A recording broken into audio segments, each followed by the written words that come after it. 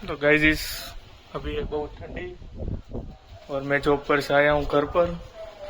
देखते हैं लोग क्या कर रहे हैं। आज तो सैटरडे है। Wait a minute. दर्शक भाई का व्लॉग आने वाला है। देखते हैं वो लोग क्या करते हैं। शायद तो एडिटिंग करते होंगे। देखते हैं उनके पास आते हैं। ये हमारी ऑफिस आपको दिखाते हैं। अभी पूछ लेते हैं दर्शक भाई से क्या कर रहे हैं और हर्ष भाई भी बैठे हैं उसका हेल्प करने के लिए। तो देखो दोस्तों, हम बना रहे थे वीक 3 का व्लॉग, पर सीन ये है कि हमारी सबकी थी डबल शिफ्ट है।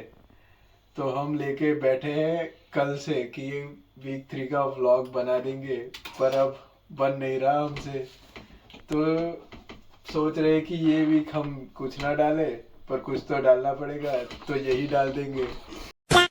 तो मिलते हैं वीक 4 में। वीक 4 का व्लॉग अच्छे से आएगा, पर ये नहीं आएगा। अब ये कंटेंट हो गया है एक्सक्लूसिव।